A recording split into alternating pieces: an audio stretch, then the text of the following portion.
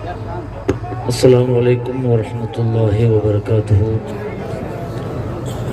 نحمده ونصلي ونسلم على رسوله الكريم واہ واہ سبحان اما اللہ. بعد فاعوذ باللہ من الشیطان الرجیم بسم اللہ الرحمن الرحیم والذی جاء بالصدق وصدق به اولئک هم المتقون لهم ما يشاءون عند ربهم ذلك جزاء المحسنین آمنت باللہ صدق اللہ العظیم وصدق رسولہ النبی الامین الکریم ونحن على ذلك لمن الشاہدین والشاکرین والذاکرین والحمد للہ رب العالمین.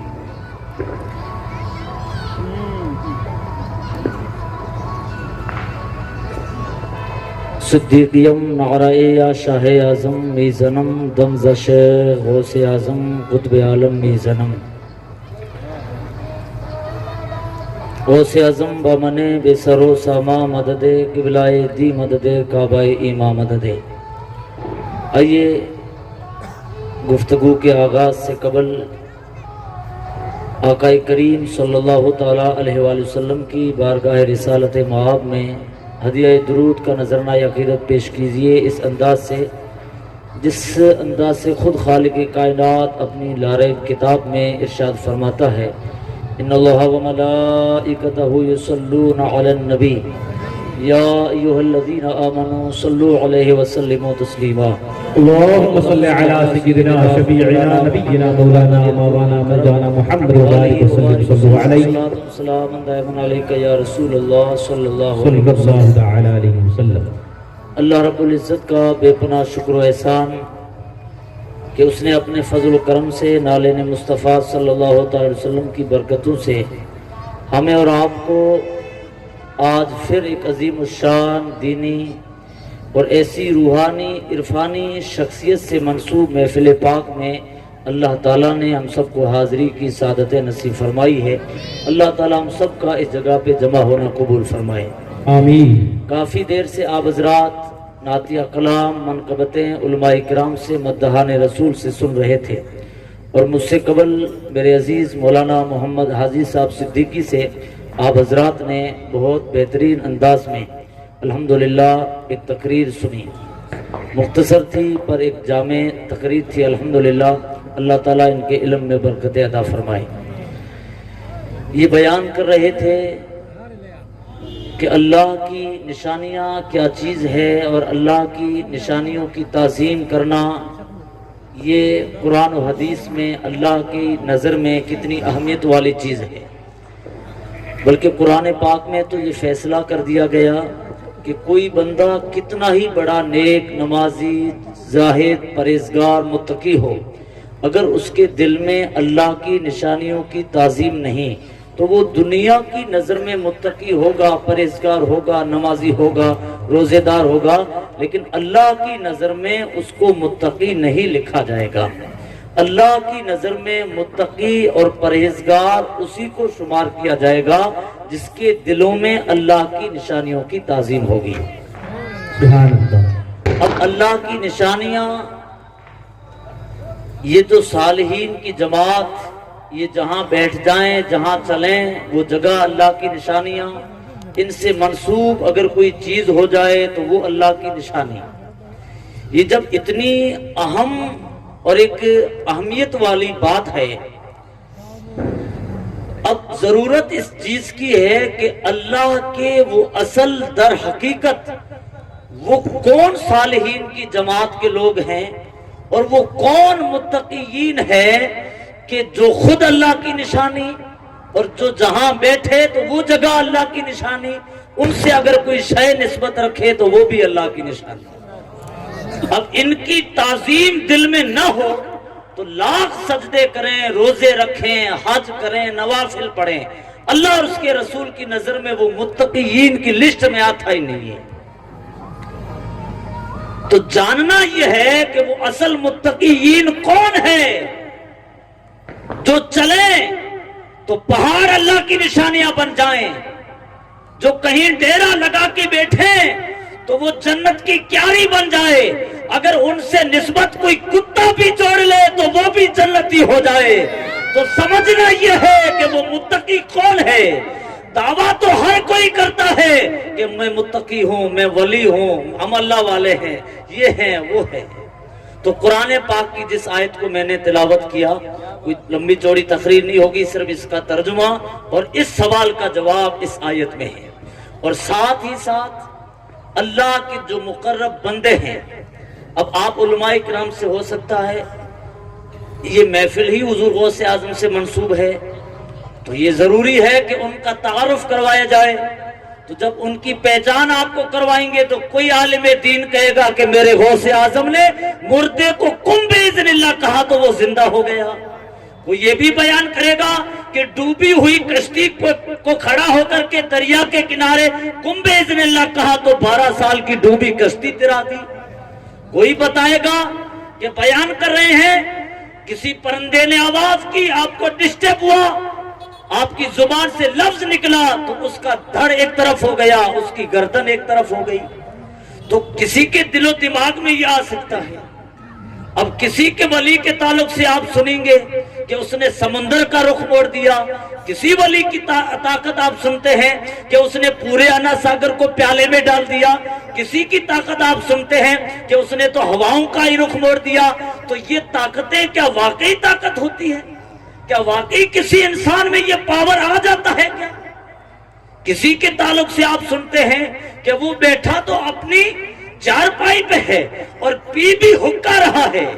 हालत इसमें है, एक औरत आती है बच्चे औलाद की दुआ करवाने के लिए, तो वो मुस्कुराता है और मुस्कुराने की वजह वो किसी और बुजुर्ग के पास में जाती है, लेकिन वो किसी और मकाम पे बैठ के मुस्कुराता है। तो मुस्कुराने की वजह पूछते हैं तो वो फरमाते हैं कि अल्लाह की जो पूरा लोह है जिस पर तकदीरें लिखी जाती है, फकीर ने अल्लाह की लोह पे अल्लाह के हुक्म से अल्लाह ताला ने मुझे ये ताकत दी है कि अल्हम्दुलिल्लाह इसकी किस्मत में अल्लाह ताला ने औलाद लिख दी है। अल्लाह ताला ने मुझे ये ताकत अदा फरमाई है कि इसके जरिए मैंने औलाद लिख दी है। तो ये चीजें क्या है? ये कोई अजीब शय नहीं है। इसका जवाब अल्लामा इकबाल ने भी दिया था कि मोहम्मद से वफा तूने तो हम तेरे हैं, ये जहां चीज है क्या लोहो कलम तेरे है। खुदी को कर बुलंद इतना कि हर तकदीर से पहले खुदा बंदे से खुद पूछे बता तेरी रिजा क्या है। कुरान पाक में अल्लाह ने फरमाया मुत्तकीन कौन है, और जो असल मुत्तकीन हैं, जो असल मुत्तकी हैं, अल्लाह ताला उनको क्या शान अता फरमाता है। बस ये दो सवाल है, इसका जवाब इस आयत में है।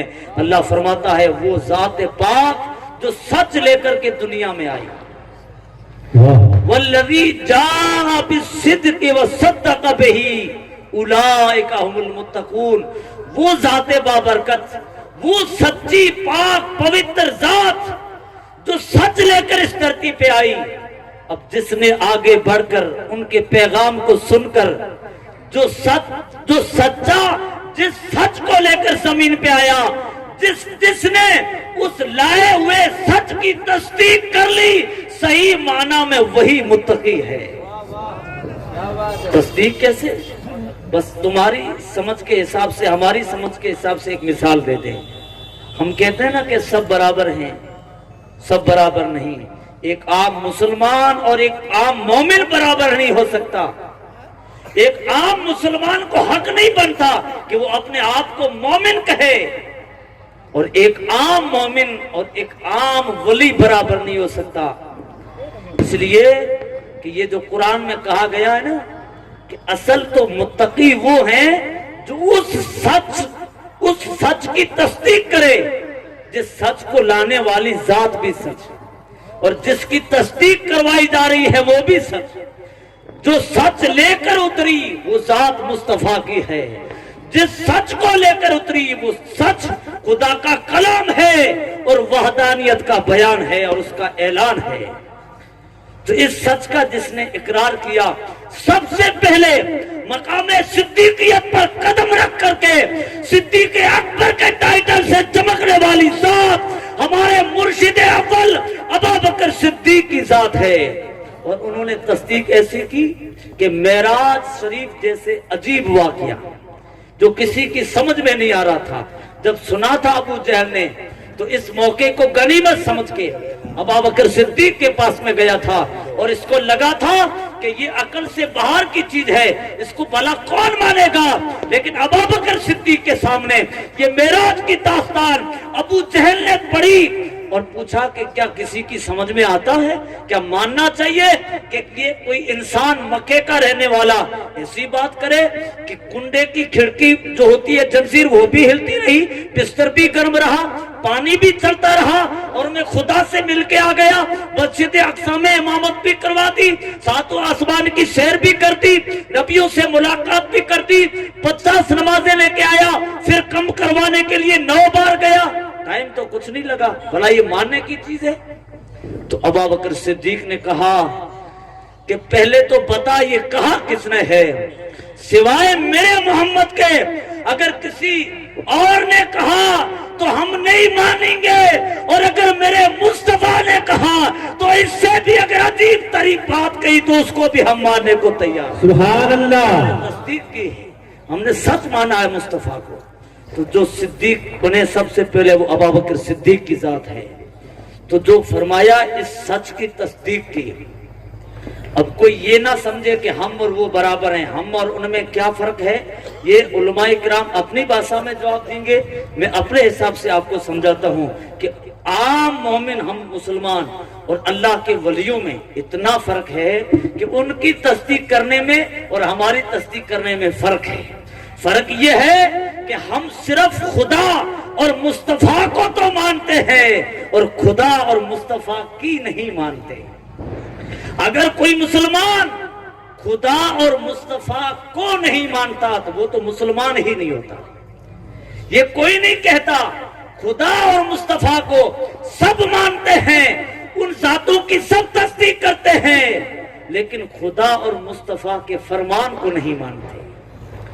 کہا تھا نا کسی نے کہ عام مومن میں اور مسلمان میں کیا فرق ہے، تو کسی مرد حق نے جواب دیا تھا کہ جو صرف خدا اور مصطفیٰ کو مانے وہ عام مومن ہے، جو خدا اور مصطفیٰ کو بھی مانے اور خدا اور مصطفیٰ کی بھی مانے اس کو مومن کہا جاتا ہے۔ واہ واہ، سبحان اللہ۔ تصدیق میں اور ہماری تصدیق میں فرق ہے، تو جو ایسی تصدیق کرے کہ خدا اور مصطفیٰ کو بھی مانے اور خدا اور مصطفیٰ کی ہی مانے، ان کی بھی مانے، تو وہ اصل تصدیق ہے، اور اس کے کیے بغیر تو ہم مومن نہیں بن سکتے۔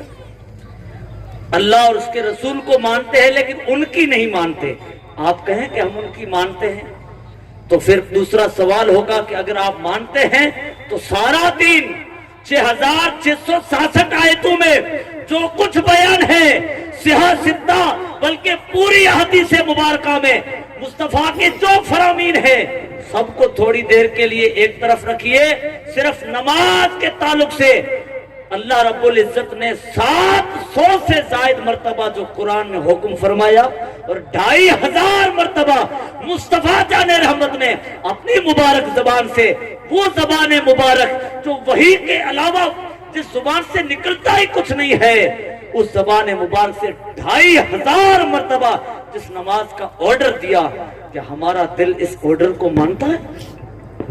سوال کیجئے اپنے آپ سے، اگر مانتا ہے تو مبارک ہو کہ ہماری تصدیق ادھوری نہیں ہے، ہماری تصدیق صرف مسلمانی والی نہیں ہے بلکہ مومنوں والی تصدیق ہے۔ اور اگر نہیں مانتا تو اپنے آپ کو مومن کہہ نہیں سکتے ہم لوگ، ہم صرف نام کے مسلمان ہیں، بنے رہیں، نہ گھر کے نہ گھاٹ کے، نہ کما حقہ دین پہ عمل کر کے آخرت سنوار رہے ہیں، اور نہ پوری دین کو پیٹ پیچھے پھینک کر کے معاذ اللہ دنیا کے پیچھے جا رہے ہیں، نہ ادھر کے نہ ادھر کے۔ ارے دنیا بھی ہماری ہے، آخرت بھی ہماری ہے، ہمیں یہی طریقہ دیا گیا، ربنا آتنا فی الدنیا حسنۃ وفی الآخرۃ حسنہ۔ ہم وہ ہیں جو دنیا لیتے ہیں پر آخرت کو مقدم رکھ کے لیتے ہیں، آخرت کو سنوارنے کے لیے دنیا کا استعمال کرتے ہیں۔ تو فرمایا جو تصدیق کرے اس کی وہ اصل متقی ہیں، اور آپ سمجھ گئے ہوں گے اس مثال سے اولیاء کرام کی ذاتوں نے اس کی اصل تصدیق کی، دین پہ عمل کیا، اتنا عمل کیا کہ 15 سال تو غوث اعظم کے یوں گزر گئے کہ ایک پاؤں پہ کھڑے ہو کر کے قرآن کا ختم کر لیتے. 40 سال یوں گزر گئی کہ عشاء کے وضو سے فجر کی نماز ادا کر دی. آپ نے سنا ہوگا کہ حضور غوث اعظم نے صرف عبادتیں کر کے 25 سال جو عراق کے پہاڑیوں میں گزارے صرف اس سے ولی نہیں بنے. ہم سمجھتے ہیں کہ اتنی عبادت کی تب کتب بن گئے ہوں گے، لیکن آپ فرماتے ہیں کہ میں صرف عبادتوں سے کتب نہیں بنا. اگر کوئی صرف اس سے اگر کتب بننے کا آپ اعلان فرماتے، حالانکہ ہے نوافل سے، فرائض سے، عبادات سے بندہ اللہ کے قرب میں جاتا ہے اپنی جگہ پہ. لیکن حضور غوث اعظم نے فرمایا کہ میں علم پڑھتا رہا، پڑھاتا رہا. درستوں کی معنی پڑھنا بھی ہے، پڑھانا بھی ہے. پڑھتا رہا، پڑھاتا رہا، تدریس کرتا رہا، سیکھتا رہا، سکھاتا رہا، حتیٰ کہ 91 سال آپ کی عمر ہوئی اور 90 سال کی عمر میں بھی مذہب حنبلی کے ایک بہت بڑے امام ہیں، وہ فرماتے ہیں کہ میں 90 سال کی عمر میں نے جا کر کے حضور غوث اعظم سے علم حدیث سیکھا. پوری سال پڑھاتے رہے اور پڑھایا صرف نام کا مدرسہ نہیں بلکہ آپ کے 1 لاکھ شاگرد ہوئے ہیں. 1 لاکھ شاگرد آپ کے فارغ التحصیل ہوئے ہیں، جن میں فقہاء ہیں، علماء ہیں، محدثین ہیں، بڑے بڑے ائمہ ہیں. اور آپ کے مدرسہ قادریہ سے ہر سال 3000 طلباء فارغ ہوا کرتے تھے. اور آپ صرف قرآن ناظرہ نہیں پڑھاتے تھے بلکہ اپنے مدرسے میں بیٹھ کر کے 13 فنون پر مشتمل کتابوں کا درس آپ ہر روز دیا کرتے تھے. اور ہفتے میں آپ الحمدللہ ہفتے میں 3 بار جب آپ بیان کرتے تھے تو ہماری تقریروں کی طرح تقریریں نہیں ہوتی تھی بلکہ ان کے بیان میں حضرت خضر بھی شامل ہوا کرتے تھے. ان کے بیانات کو سننے کے لیے جنات بھی حاضر ہوتے تھے. ان کے بیانات کو سننے کے لیے ملائکہ آتے تھے اور ظاہری عوام کوئی کم نہیں تھی. آج اگر لاکھوں کا مجمع ہو جائے تو پبلک کی تعداد کتنی بڑھ گئی ہے. وہ زمانہ آپ اندازہ لگائیں کہ آج سے 700 800 900 سال پہلے جب وہاں کوئی نیٹ نہیں، کوئی پرچہ نہیں چھپتا، کوئی اعلان نہیں کرتا، بلکہ غوث اعظم جب منبر پہ بیٹھتے تو آپ کے مجمع میں 70,000 سے لے کر 1 لاکھ تک کے بیچ کا مجمع رہا کرتا تھا. اور صرف تقریریں قصے کہانیوں پر مشتمل نہیں ہوتی تھی بلکہ میرے پیر غوث اعظم جب بیان پہ آتے تھے تو علامہ محدث ابن جوزی جیسو نے بھی کہا کہ عبد القادر جیلانی کو ہم تو سمجھتے تھے یہ نام کا کوئی پیر فقیر ہے، لیکن جب قرآن کی تفسیریں بیان کرنے پہ آتے تھے تو ایک ایک آیت کی 40 تفسیریں بیان کرتے اور پھر بند نہیں کرتے. فرماتے کال بہت ہو گیا ہے، چلو حال کی طرف آتے ہیں. جب اس طرف رخ کرتے تو اس مجمع سے عشق الہی میں تڑپ تڑپ کے، جیسے بغیر پانی سے مچھلی تڑپ کے مرتی ہے، ایسے تڑپ تڑپ کے عاشقان خدا بند کا وہاں سے جنازہ ہو جاتا تھا. لوگ کپڑے پھاڑ دیتے تھے. یہ آپ کا خطاب کا انداز تھا. تو سنو حضور غوث اعظم کو علم کی روشنی سے. آج کوئی پہاڑوں میں بیٹھ کر کے عبادتوں کا ڈھونگ رکھ سکتا ہے، پھٹے پرانے کپڑے بنا کر کے ظاہری فقیر بن سکتا ہے، لیکن ہم نے غوث اعظم سے یہ کسوٹی سیکھی ہے اور یہ طریقہ سیکھا ہے کہ الحمدللہ ہم اسی کو ولی سمجھتے ہیں جو عالم بھی ہو. اور آپ صرف ظاہری علوم نہیں، آپ فرماتے ہیں عبد القادر کے دل پہ اللہ نے 70 علم لدنی کے اللہ تعالیٰ نے دروازے کھولے تھے. علم لدنی آپ نہیں سمجھو گے، نہ سمجھانے کا ٹائم ہے. علم لدنی تو وہ ہے جس سے متاثر ہو کر کے حضور حضرت موسیٰ علیہ السلام کو بھی حکم ہوا تھا موسیٰ جا میرے خضر کی طرف. وہ علم لدنی رکھتا ہے. وہ علم آپ فرماتے ہیں یہ کتابوں میں فقہ حدیث نو صرف یہ تو تھا ہی. علم لدنی کے 70 دروازے اللہ نے عبد القادر کے سینے پہ کھولے تھے. اور ہر دروازہ آسمان اور زمین کے بیچ میں جو خلا ہے اتنی چوڑائی تھی اس دروازے کی. اتنے بڑے بڑے علوم لدنیہ کے دروازے عبد القادر کے سینے پہ اللہ نے کھولے تھے. آپ اس مقام سے دیکھیں وہ کتنے علم پہ اور اس قرآن اور حدیث پہ کیسی انہوں نے تصدیق کی. فرمایا یہ ہے متقی. اچھا آخری بات، جو ایسے متقین ہیں اب ان سے اگر کرامت صادر ہو جائے تو شک کرنے کی کوئی बात नहीं है।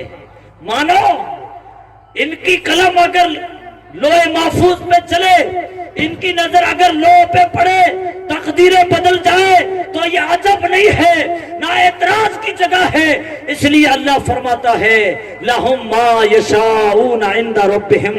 अरे सुनो, जो इस मकाम पे आ जाता है, तकवे की सारी मंजिलें पार कर लेता है, फिर हमारी बारगाह से उन्हें जजा क्या मिलती है? जन्नत। जन्नत तो मिलेगी आखिरत में, अल्लाह की रिजा ये तो मिल गई। तो जो असल मुत्तकीन परहेजगार औलिया हैं, इनकी कैटेगरी खुदा की नजर में इन्हें अल्लाह क्या पावर अता फरमाता है? अल्लाह फरमाता है जो इस किस्म के औलिया होते हैं मुत्तकीन, असल परहेजगार, अल्लाह फरमाता है कि मैं उनको मेरी कुल कायनात में ये ऑथोरिटी दे देता हूँ, मैं उसको ये इख्तियार दे देता हूँ, लहुम मा यशाऊना, वो जो चाहे वो करे। फरमाया यही जजा है मोहसिनीन। फरमाया अल्लामा इकबाल ने कहा था ना कि की मोहम्मद से वफा तूने तो हम तेरे हैं, ये जहां चीज है क्या लोहो कलम तेरे हैं। तो फरमाया जो इस किस्म के औलिया होते हैं, अल्लाह उन्हें ये मकाम अता फरमाता है। हमें इनकी जिंदगी से यही सीख के जाना है। हम हमारी अगर नस्ल को भी हुजूर गौसुल आजम के रास्ते पे ले जाना चाहें, तो हुजूर गौसे आजम ने फरमाया दरस्तुल इल्म, मैंने तो इल्म सीखा, दरस्तुल इल्म, मैंने इल्म सीखा, हत्ता सिर तो कुतबा, यहाँ तक कि मैं कुतब बन गया। अरे अगर हम उतना इल्म हासिल ना करें तो गौसे आजम के सीने और उनकी फैजान से निकला हुआ इल्म और कुरान और हदीस का इल्म अगर हम हमारे बच्चों को पढ़ाएंगे तो इतना तो हो ही जाएगा कि गौसे आजम के गुलामों की लिस्ट में आ जाएगी। बस ये आज का मेरी गुफ्तगू का ये आपको पैगाम है हुजूर गौसे आजम की तरफ से और दीन मुस्तफ़ा की तरफ से। नमाज की पाबंदी, कुरान और हदीस को सही मानों में मानना और समझना और उस पर अमल करना है, ये हमारा काम है, हमारी जवाबदारी है। अल्लाह ने हमारे ऊपर ये फर्ज रखा है। अल्लाह अमल की तौफीक दे। बोलने सुनने में जो कुछ कमी खामी रही, गलती हुई, अल्लाह ताला माफ फरमाए। अस्तगफिरुल्लाह या रब्बी मिन कुल्लि ज़ंबिन व अतूबु इलैहि व मा